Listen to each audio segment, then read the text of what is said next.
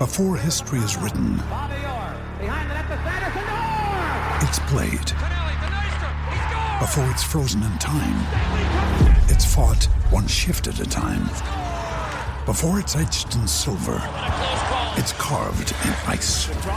What happens next will last forever.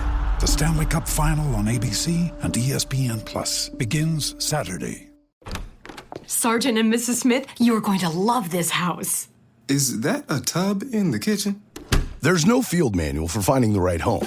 But when you do, USAA Homeowners Insurance can help protect it the right way. Restrictions apply. I am Madison Timmons. I'm Chris Soucy. And we're paranormal specialists who live in the most haunted city on earth, Savannah, Georgia. Every day is Halloween in our line of work, so join us as we spin true tales of haunts, murders, and disturbing Savannah history.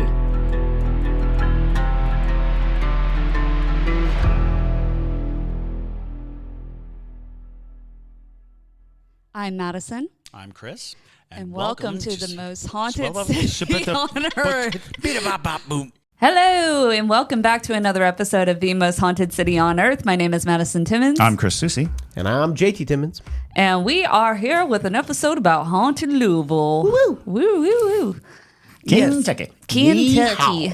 Yes, if you didn't know, we're going there. So yes, we're going to Waverly Hills next month on April 24th. So it's going to be a very fun and horrifying time, I'm sure. There's a body shoot, and there are lots of creepy ghosts. It is a gigantic facility. It's massive. We will be spending the whole night exploring the shadows and crevices of a old health sanitarium. I love it. Yep. Yeah. And I just ordered 2 cameras, one for Chris and one for Madison. They're going to be worn on their chest. So we're going to have a Madison and Chris cam. From our point of view. Yeah. Oh, no. Oh, yeah. It's going to be like an Axon body cam. Honestly, That's the vibe. Yeah. That's the vibe. I mean, that might be helpful because if we do run across something, you know. You want as much evidence as possible. And I want y'all to be able to just roll when you want to roll. Right. That's it. Yeah. But anyway. So that's going to be cool. Yeah, and I would imagine, too, body cams probably have pretty good low light capabilities because, you know. This one does. Yeah. The Osmo Action 4. Oh, nice. Okay. Yep. Yeah, so we're going to be doing that. We're going to be doing all sorts of crazy things in Waverly Hills. And we're bringing the Ghost Brothers, so you know they're going to have a field day in that place. Yes, they will. So it'll be a good time for all. But today we're going to talk about the other hauntings in Louisville because, as JT and I like to call it, it's dummy haunted. Dummy. This is a new phrase to me. Well, is it? Yes. This morning was the first time I've ever heard anyone use the term dummy as very incredibly. Yeah, like dummy thick. Like stupid. No. Well, so that's what Stupid I figured. Dummy It was. thick. No. Dummy is new to me. Dummy's new. Okay. Well, there you go. All right. I'm not with the cool kids lingo. I don't think. I don't think that's the cool kids lingo at all. It's not. I think we're actually quite outdated by I'm sure the Gen Alphas that might be listening to this are like, ew, cringe. Ugh. Yeah. But They're watching it on their iPad though. Jeez. Well, anyways, so yeah, we're going to be talking about that. So that is why we're not including Waverly Hills in this episode because we're going to do a breakdown of that in April. Yes, we are. And so, yeah, this is just the other creepy things that are happening Things around Waverly Hills. Yes. Before we get into that, though, we have a couple new Parajunkies to thank. So we want to thank Steph B, Linz, Enica, not our Eni, but a different Enica. Cool. I've never met another Enica. I know, right? I've never either. The Silver Linings Handbook and Sheila. So thank you guys so much for listening and becoming Parajunkies. Sheila's watching live right now. Oh, she is? She nice. is. So Steph B. Yep. Yep. Hello, Sheila. But yes. And hello, Steph. But Yeah, we're doing some new things over on Patreon, and one of them including 30 minutes before we start filming. We often already live stream, but now we're making it a thing so that for 30 minutes of the live stream, we're calling it The Fix. The Fix. For our para-junkies. For our para-junkies. Wink, wink. Yes. Nudge, nudge. Wink, wink, nudge, nudge. Yes. And so, so we're calling it The Fix. And basically, it's 30 minutes to discuss any new haunted things that we're into, true crime things, Q&A with the para-junkies. So we have a chat now on Patreon that is just for The Fix. So if, they come up with any questions throughout the week or in between filming times, they can just drop it into the chat and we can discuss it on the next one. So, the next fix that we're going to be doing, if you're into things like this, if this is your call to the para-junkie side, we're going to be doing a kind of a breakdown of the evidence that we found at the Texas killing fields, which we live streamed for the para-junkies, which was super interesting. Yes, it was. We got some really compelling evidence. It was a very chaotic and sad Estes method, to be honest. But there were some things that we wanted to look up because they were very specific responses. And so we wanted to see if it correlated with any of the victims that are known, at least, at the Texas killing field. So we're going to be discussing that in the next fix. But the next fix. In the next fix. But yes. Oh, we just had our first fix, and it was awesome. It was lit. It was such a good. It was such a pick me up. Yeah, I feel reinvigorated. I can't wait till I get another one. When's the next one? When's the next one? Come on. Let's do it again. Let's do it again. Let's do it again right now. Euphoric, enlightened, if you will, from this fix. But yeah, God.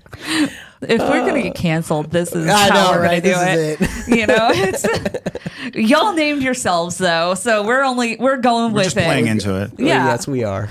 But yeah, so enough of that, though. Enough of the innuendos. We're going to go ahead and dive into Haunted Louisville. So let's start it out. Let's do it. So Louisville, Kentucky is steeped in haunted lore, particularly in its old Louisville neighborhood, which is known for its Victorian architecture. This area is one of the largest Victorian neighborhoods in the country. Ooh. Yeah. Which is super cool. I'm very excited to see it. I love Victorian houses and stuff. If anybody has a Victorian house, send it to me because I am super. I just love seeing them. This area is also believed to attract paranormal activity due to its historic stone and brick buildings. So here are some of the notable hauntings. Now, some of them are going to be a little bit of an overview just for time's sake, because the last one is quite thick. Dummy thick? Yeah, honestly, listen, y'all, because I know some of y'all are from Kentucky. You're probably going to be like, that's only one story from Old Louisville. When we get to Old Louisville, we could honestly do a whole episode just on that neighborhood, because it's like thick story after thick story after thick story. And I just picked one that I thought was interesting. Now, the rest of them, though, are very interesting as well. So the first one we're going to talk about is the First Church of Christ Scientist, which I think is like diet Scientology, from what I can tell. Basically, it's what it feels like. Sorry if you attend this church, but that's at least what it feels like. We're not going to go into their beliefs, but they do have a ghost, which is interesting. It is haunted by the Lady of the Stairs, who is a young woman who tragically died from flu after waiting for her fiance, who never showed up. So here's the ghost story. Now, basically, the ghost of the First Church of Christ Scientist in Louisville revolves around the apparition known as the Lady of the Stairs. This spirit is said to be a young woman who paces and cries on the church steps. Ooh. Local lore identifies her as Miss G, believed to be linked to the Gathrights, a prominent family in the early 1900s Louisville. The Gathrights. The Gathrights. The story goes that she fell in love with a soldier, but her father disapproved of the match. The couple planned to elope and chose the church steps as their meeting point. Tragically, the soldier, believed to be Hebert. I'm guessing Herbert. Yeah. That looks like a typo. Yeah. Herbert. Or Hebert. Hebert Could it be or Hebert? Herbert, whoever. Fullerton Dixon died of pneumonia before their planned elopement, leaving Miss G waiting in vain. Overcome by grief and the cold, she contracted the flu and died shortly after. Or she died of a broken heart. You never know. Classic story. Classic story. To this day, her spirit is said to linger on the church steps, still waiting for her beloved. Aw. It's That's interesting. sweet. I think church step ghosts are a thing. Really? Ghosts on the steps to churches are a thing because many ghosts will not enter a church because their belief structure keeps them from entering the church out of respect because they feel cursed or damned, but they're at the church hoping for plenary indulgence or some kind of forgiveness. So I have heard stories of ghosts on like the front steps of churches reluctant to go inside where they believe salvation is, but also fearing judgment. So, because as a ghost and in a lot of faiths, a ghost is a bad thing. Right. So imagine, being a ghost with those conflicting faith, Right. beliefs and wanting salvation, but not being able to go to the one place where you can get it. That makes sense. Wow. That makes a ton of Love sense. But it feels like a very classic ghost story, which is... Absolutely. This is a textbook ghost story. Yeah. And so at the First Church of Christ Scientists in Louisville, visitors and locals have reported sightings. And she is described as a distraught young woman in a white gown, pacing or crying on the church steps. We kind of have one of those, Alice Riley. A little. To a degree. Although this is a woman in white. Yes. Classic ghost, woman in white, oftentimes seen distressed. Yeah. Usually on streets. The hitchhiker ghost is almost always a lady in white. Yeah. And when you find ladies in white, they are oftentimes precursors to some kind of mishap in your life. Ooh. Yeah. Yeah. Damn. Although we do have a lady in white at Moon River who's interestingly on an upper floor, but probably from when it was a hotel. Sure. And She did not push Zach Bagans down the stairs. she did not. She did not want to. If you've ever watched that episode, Go do it. Go do it. So freaking entertaining. Well, we don't endorse what he did. But it was so interesting, though, because, Lady in White is usually a spirit that is not malevolent at all, just kind of there. Well, even at Moon River, because the lady in white is linked to a man. Yeah. There's a couple. So the lady in white, and most people imagine that we're talking about a bride and groom. Right. And more than likely not a bride and groom that died there as bride and groom, they returned to the place of happy memory or happy, because she's usually denoted as kind. Yeah. She's not, she's not going to attack you. It's weird to have anybody assume that just because a ghost is present, they're also malevolent or angry or most people aren't. Most people don't walk around all day long malevolent and angry. Yeah. It was fascinating with that episode because he was basically trying to get her to push him down the stairs. And they got an EVP of a woman saying, I don't want to. Yeah. She's like, please, no. No. Yeah. It's the only show that makes you feel like you're wearing an affliction shirt when you're not wearing an affliction shirt. I swear. That's true. Ain't that the truth? We'll save our commentary For another time. For the fix. For the fix, yeah. Yeah. Our private thoughts are private. Yes. But regardless, though, if you haven't watched that episode, it's entertaining. Yes. For other reasons. But yeah, so the next one is the Seelbach Hotel. Now, we actually I've heard of that. because we met somebody who heard that we were going to Louisville, and they're like, "You have to go to the Seelbach because there's a man there who works there in some capacity. I don't really know what his exact job is, but he also runs ghost tours at night at the Seelbach. There you go. Of the hotel. Dope. And so she was like, "It's super creepy. It's very fun." So the Seelbach is kind of known for, they have some other spirits, but they're known for their lady in blue. There you go. Okay. Who is believed to be Patricia Wilson. Patricia! And so probably arguably the most famous resident of the hotel is the lady in blue, who is one of the reasons why a lot of people flock to the hotel. Sure. There are various stories attached to this ghost, as with every ghost in a haunted town. There are just some spirits that just kind of are the dumping ground of ghost stories. Yeah. Like we have our dumping ground of ghost stories with 432 Abercorn Street, with, Colonial Park Cemetery. Even 1790 collected a bunch of different stories that all became the lore of the place. Exactly. So poor Patricia, she is one of those. But yes. Now, it was in 1936 when Miss Wilson moved to Louisville from Oklahoma. She had recently separated from her husband of 4 years. In an effort to work things out with her husband, they both agreed to meet in Seelbach. However, her husband never showed up. He was killed in a tragic car accident on his way. Sounds very familiar. Mm-hmm. Didn't the previous ghost's fiance die tragically before their meeting? That is a classic. Oh, yeah. A classic ghost story hiccup. Exactly. So he was killed in a tragic car accident on his way to meet his wife. She was devastated by the loss, and after a short time, she was found at the bottom of a service elevator shaft. Wow. Mm-hmm. Wow. Yeah.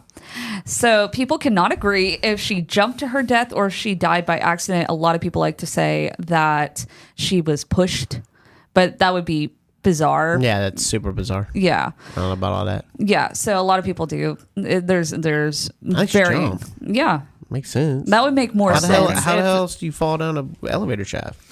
It opens, it's not there, you step down. Yeah. Oh, boy.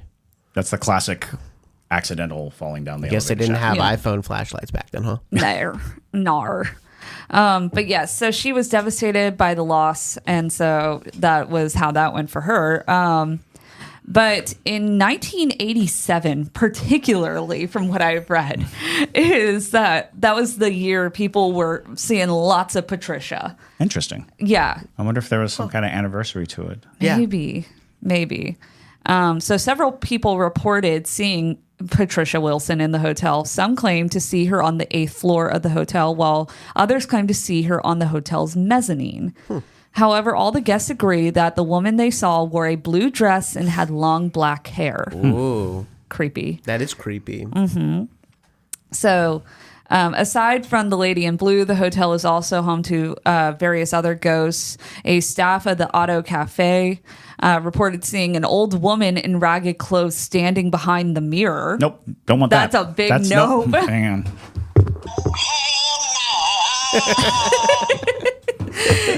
It's true. That's just horrifying. I don't want to see any old woman in ragged clothes, let alone behind the mirror. So I'm like, I don't want to see anyone behind the mirror. Yeah. No behind the mirror people. And a part of me wonders, so yeah, a part of me is like, did they see them? Because that's what it said, behind the mirror. I'm like, were you looking into the mirror and it was standing behind you? Was it no reflection of yourself? And only did her? It have his hands around the corner of the mirror? Exactly. Ooh, yeah. That would. And That's what I enjoy. Yes. But yeah, so she's there too. And the employee turned to talk to the woman. Oh, so okay. Yeah, so she was. Oh, so he saw her in the mirror behind him or Yes. them and turned Yes. to speak. And so the employee turned to talk to the woman, but she has already disappeared. We had a ghost like that in the old 606 cafe down on Franklin Square. There was a long mirror right outside of the bathroom, and when people would walk out of the bathroom, they'd see this long mirror, and they would see a woman standing. So they'd see it in the mirror, but when they turned, there's no one in the hall constantly. Oh, boy. Yeah. Ugh. That's creepy. Super. After that, I need to sit down and reflect.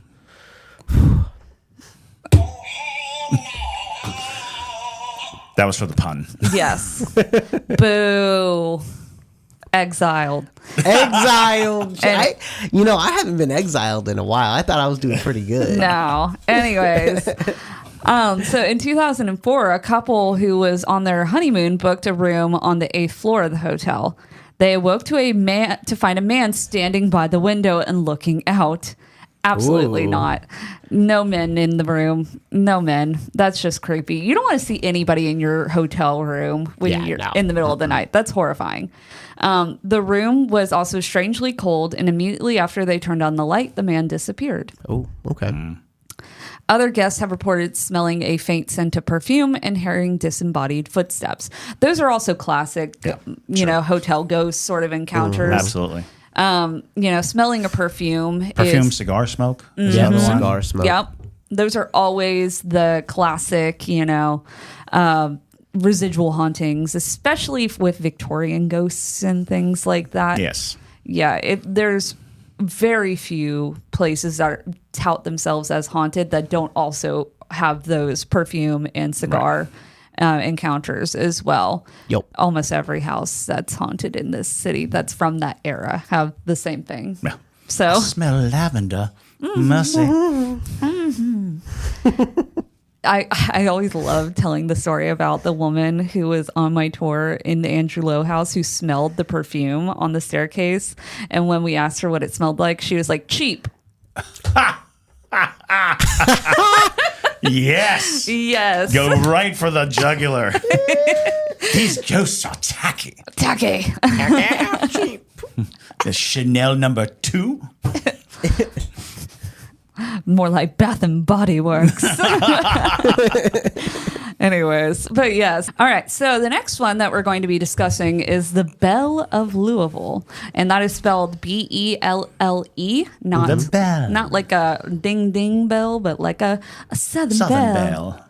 So a historic steamboat, because they love naming boats after ladies. So a historic steamboat is haunted by Captain Ben Winters and a deckhand named Floyd. Oh. Okay. So- It's nice that he's got company. Yeah. He's not just this lone captain. Longing for the open Ohio River. Right. He's just like, Floyd, get over there. Fix that. Do this. Do this. Swab the deck. Squab the deck. Squab it. Squab it. So Squab it. it's docked along the Ohio River near downtown Louisville. And this paddle wheel steamboat dates to 1914. Wow. When it was Jeez. originally named the Idlewild. Oh, okay. Ah, the Idlewild. I like it. The boat was renamed the Avalon in 1948, and in 1962, it was purchased by the city and renamed once again, this time to the Belle of Louisville, Okay. The Belle of Louisville. which, that sounds about right. It's Oh, yeah. There you go. yeah. Because, if you're like saying that this is like your city boat and stuff, the Avalon doesn't make a ton of sense. No. But yeah, so through the years, the boat has developed a reputation of being haunted, especially by those who have worked on the boat for any amount of time. The Belle of Louisville has been the site of several deaths, including that of the captain, Oh, wow. go. Yeah. which would make sense why he's still haunting it. Sure. So in 1948, Captain Ben Winters suffered a fatal heart attack in the wheelhouse and died shortly thereafter in the captain's quarters. According to a former employee of the boat, on at least 2 separate occasions, workers have died in both the engine room and near the paddle wheel. Oh, wow. One was crushed to death when machinery was turned on accidentally, and another died when the paddle wheel was inadvertently placed into motion while he was performing routine Oh, God. maintenance in the area. Those are horrifying deaths. But paranormal activity has been reported in these areas by longtime workers, and many of these events are said to take place in the early morning hours when the boat is nearly deserted. Okay. Which I guess would make sense because that would be the time that, employees would be like, deckhands and things like that would be working. So it would make sense There's that a lot they of would, energy Yeah. going on. Yeah. So according to the former employees of the Belle of Louisville, newly hired workers are advised of potential paranormal occurrences aboard the boat. They are told they can talk about what they see or hear amongst themselves, but that no official record of such an event will be recorded in the log for fear of driving away the public or having government driving away the public. or having government funding revoked. Wow, that makes sense. Therefore, any official statement regarding a haunting or paranormal activity aboard the boat has never been released to the general public. So one former employee of the Belle reported that he was alone in an office late one evening completing some paperwork when he had the sense that he was being watched. He had looked down to file some papers into a nearby drawer, and when he looked up again, he claimed he was looking directly at the late Captain Ben Winters. The encounter lasted several seconds before the apparition faded away.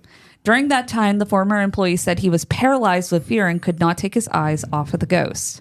Probably because he's like, oh my God, there's a ghost. Ghost. The same employee stated that the late captain was also has also been seen in the wheelhouse where he suffered his fatal heart attack back in 1948. The next place we're going to talk about is Cave Hill Cemetery, which is the largest Victorian-era cemetery in the U.S. Fantastic. Oh, yeah. Which I would like to go see that. We should visit it. Yes. We should. So Cave Hill Cemetery in Louisville is known for its paranormal activity, including sightings of glowing green orbs hovering over headstones and experiences of sudden cold winds and disembodied whispers. This historic Victorian-era graveyard, established in 1848, is the final resting place for many, including Civil War soldiers. Also, Muhammad Ali is buried there. Interesting. Oh, wow. That's fascinating. The combination of its storied past and the reports of these mysterious phenomena contributes to its reputation as one of Louisville's most haunted locations. Anytime you have a cemetery, they're going to say it's haunted. Yeah. I think the most compelling thing, because people don't see like figures, like apparitions in this space, what they see are these orbs, which I find compelling because they're green orbs. Because when you are looking at orbs, the different colors mean different energies. So oftentimes the most common are white orbs or blue orbs. White are usually oftentimes associated with children because it's the purest energy. Blue oftentimes are considered more malevolent, or not malevolent, excuse me, benevolent energy. Okay. And things like that. Green is interesting because that's kind of a murkier energy in a way. I would say it's probably coming from, either spirits that are, or people who maybe did some darker things in their life and it kind of murked them up a little bit. But otherwise, just weird haunting. Don't usually see that a lot. So interesting. The next place is Louisville Palace Theatre. Okay. Because of course, all theaters are haunted. All theaters are haunted. And this one actually will remind you a bit of the Savannah Theater because of some of the ghosts here. It is home to several ghosts, including a former chief engineer named Fred Frisch and a faceless woman. Oh, the old faceless woman. Mm-hmm. So originally opened as Lowe's Theater in 1928, the theater is said to be haunted by several ghosts. Some are seen as apparitions in the balcony area, including a man in 1930s garb who disappears when approached. In the mezzanine lobby, a faceless woman in 1940s clothing has been seen climbing the stairs. Oh, wow. Stair ghost, classic stair ghost. Yep, but I want her to have a face. I don't like that she doesn't have a face. In the restroom beyond the ladies' parlor, the sound of a young child giggling has been heard. Oh, boy. And however, the most well-known spirit that haunts the Louisville Palace Theatre is Fred, the former chief engineer from back when the theater was known as Lowe's. Okay. Kind of like the director. Right. Kind of. Yeah. In 1965, he actually died of a massive heart attack in the basement of the theater, where he had been working for nearly 40 years. Wow. Jeebs. He is seen all over the building dressed in his uniform and a flat top hat. Those who have seen the apparition have confirmed via photos of the man during his life, and this is indeed Fred Frisch. He is most often encountered making his rounds in the evening. Though on one occasion during renovation work, of course, he apparently saved a construction worker's life by waking him up just before he fell from the scaffolding where he was napping. Oh. Napping on the scaffolding. Yes. Safety tip: don't sleep on scaffolding. Mm-hmm. But very nice of Fred to be like, hey, buddy, wake up. I don't want your company the rest of eternity.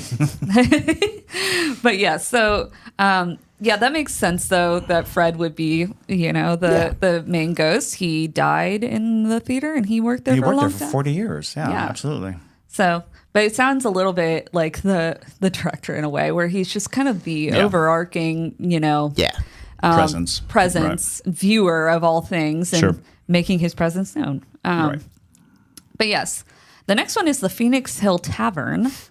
Now, there's no reportings of why these hauntings are happening, but it's also classic restaurant ghost encounters.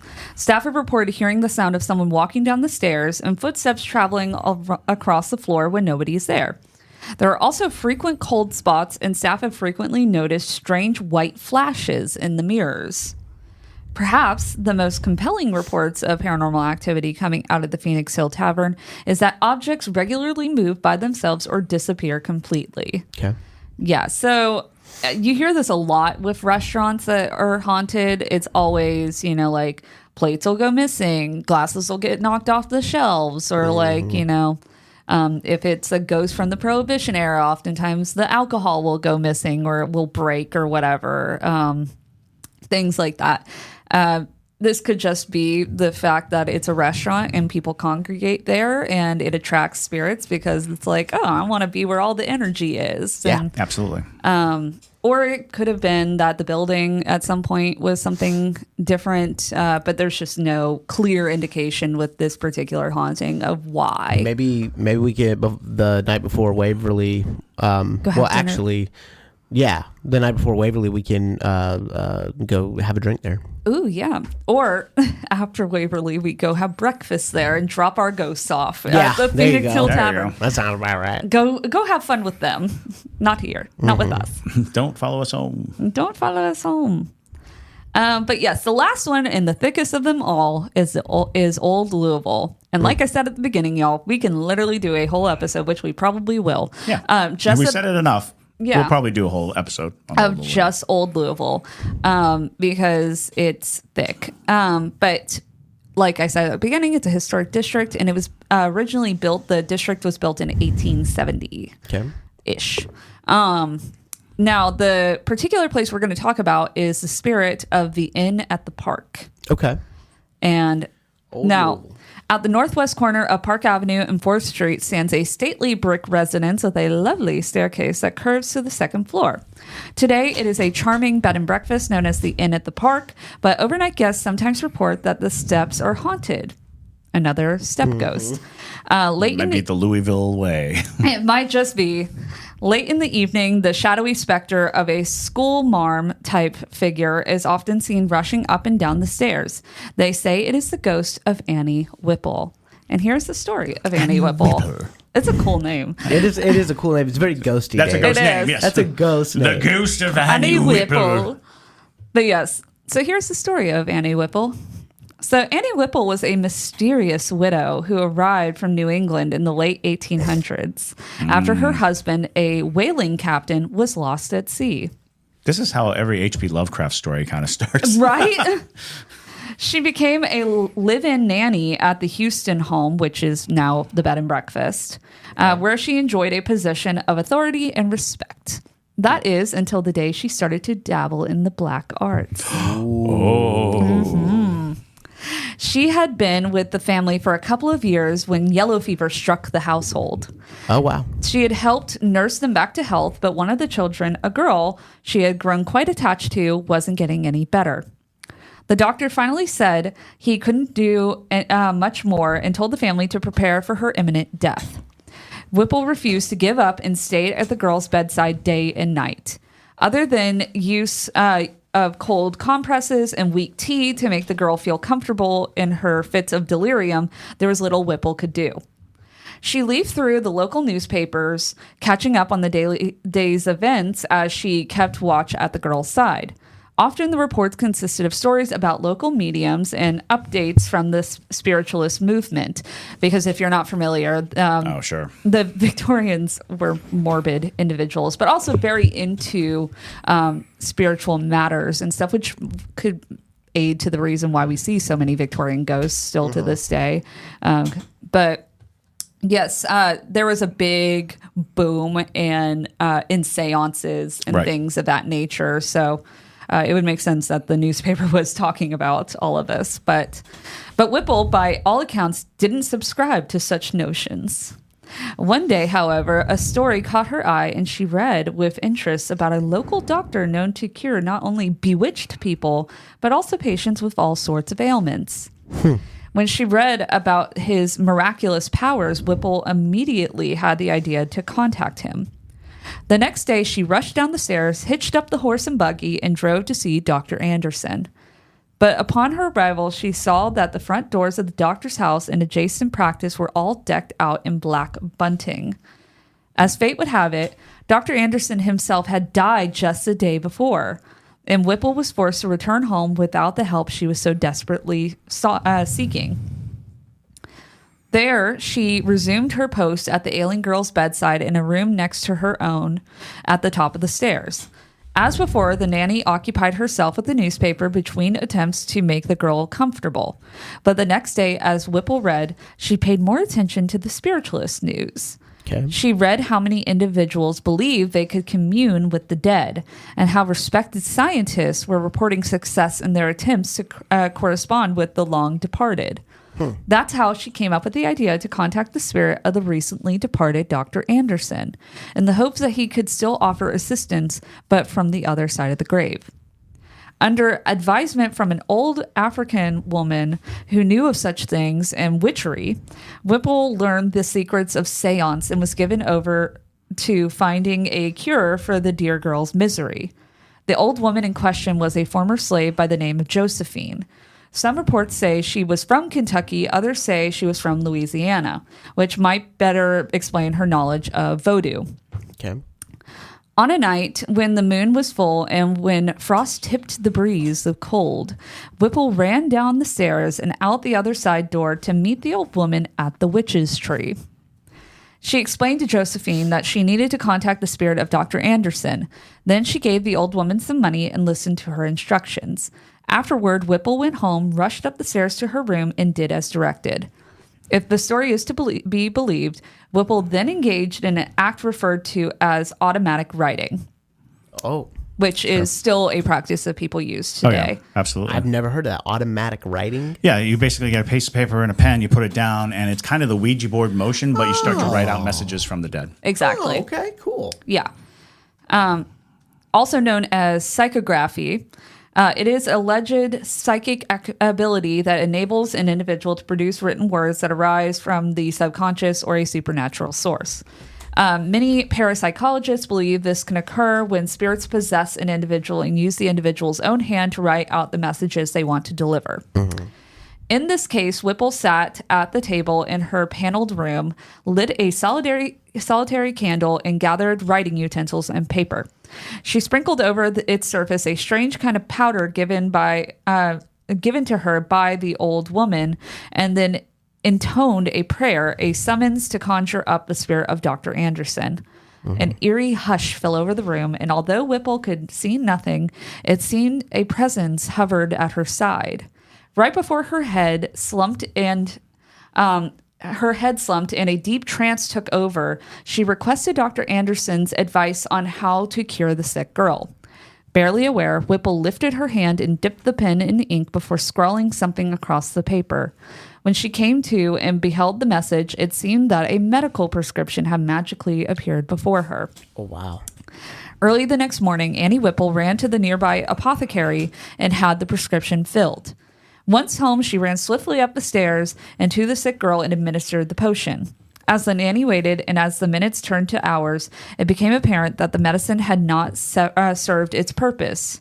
To the contrary, the girl's condition only worsened and she fell into a deep coma. The doctor was summoned and explained that the girl would surely expire by the coming down. This must have come as a terrible shock to the woman, who tried harder than anyone to save the poor girl. Whipple ran to the table in her room, lit the candle, and sprinkled the magic powder over another piece of writing paper before once again summoning ghostly assistance. As before, a hush came upon the room, and although entranced, the nanny remained aware of the surroundings, her limp hand seizing the pen as if to scrawl out a message, but instead of writing, her arm started flailing, and then her hand clutched the pen tightly and began to stab and slash at the wooden top of the desk. Oh, boy. Over and over again, some force caused her pen to mar and gouge the writing surface, and then it turned its fury on the paper and started tearing and ripping at the sheet. Soon, the paper was torn to shreds, but there remained one piece large enough upon which to scribble a quick message. When she awakened fully, Whipple was horrified to read the chilling words, "You fool, I am not Dr. Anderson." Oh. She fell to the floor in a heap, and they laid her on the bed, where she lay in fitful slumber until daybreak. When she finally came to, it was only for a moment, as fever racked her body with pain and restlessness. But it was enough time for the nanny to make a confession of the strange things that had transpired the night before. As it turns out, it was a kind of deathbed confession, because Whipple died by the time the sun came up. Goodness. Before she closed her eyes forever, though she was able to see one last happy sight, there by her bedside stood the girl Annie had been caring for. Flushed and glowing, the girl had finally recovered from her illness, perhaps because of the delayed effect of the cure her nanny had procured. Was Whipple's life forfeited in exchange for saving the young girl? Was it a cruel spirit from beyond who found a portal to this world and decided to wreak havoc on the person who opened the portal? Nobody can ever know, but since that day, legend holds that Annie Whipple's specter is fated to tread the lovely curved stairway in the mansion where the Houstons once lived, and where she tutored and cared for their children. Well, gracious. So that is the story of Annie Whipple. Wow. There you go. Like I said, that area of Louisville has so many stories that are that long. And Witch's Castle in Louisville? I'm pretty sure there is. Lots of notions of witches in the area. But yeah, I just love that story, though. Yeah. It's a good story. ghost It's a good, story. solid ghost story. Solid ghost story. With all the trappings. You know, Yes. it's got everything you need to fill your ghost needs. Exactly. It's got the voodoo. It's got the seance. Right. It's got the witchcraft and Sure the do. yellow fever. I love it. But yeah, so that's why I picked the story, because I think it's interesting. But I'm also just like, I wonder if somebody wrote it down after. It has to be. I mean, they make a lot of presumptions about what Annie was thinking and what Annie, because that's a lot of storytelling involved. Because if you heard the story, it'd be like, oh, this woman thought she could talk to a ghost and get help. Yeah. So to put it in such terms and give you all of these, because it's built like a story, which is the craft of telling a ghost story. Really is about involving your audience, involving the listener, making them understand what's at stake, making all of these things so that you have those ooh and ah moments. And so a lot of people get really down on ghost stories that seem to fill in a lot of blanks. But the truth of the matter is, ghost stories, that's what we do. We fill in blanks. Right. Because we weren't there. Nobody was there. Exactly. Nobody was in the room with Annie.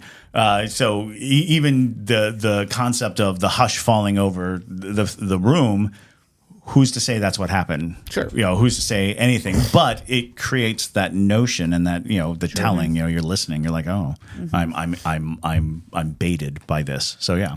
It's a good solid. And again, Annie Whipple. What a name. That's the name of a school marm. You can see Annie Whipple with her bell. Calling the kids to class. So yeah. Absolutely. They're like, oh, that's just Annie Whipple. Yeah. She just pays. Ms. Whipple. I love it though, and I'd stay at that bed and breakfast just because of the story. Yeah, it's a good story. You know? And I'm sure it draws plenty of people to the bed and breakfast. Exactly. So, but yes, thank you all so much for listening to today's episode. Hopefully you enjoyed that chilling tale. Very, very H.P. Lovecraft for sure. Well, yeah, there's a lot going on, dabbling in the dark arts and, whaler's wife. A whaler's wife going from New inland. Yeah, from New England. So wicked. But yes, so hopefully you enjoyed, and we'll do a whole episode on Old Louisville and talk more about their fun ghost stories that they have in that area, including ghosts, Victorian era ghosts walking into people's homes. Oh, yeah. So, yeah, absolutely. Yeah. But with that, y'all, my name is Madison Timmons. I'm Chris Soucy. And stay spooky, y'all.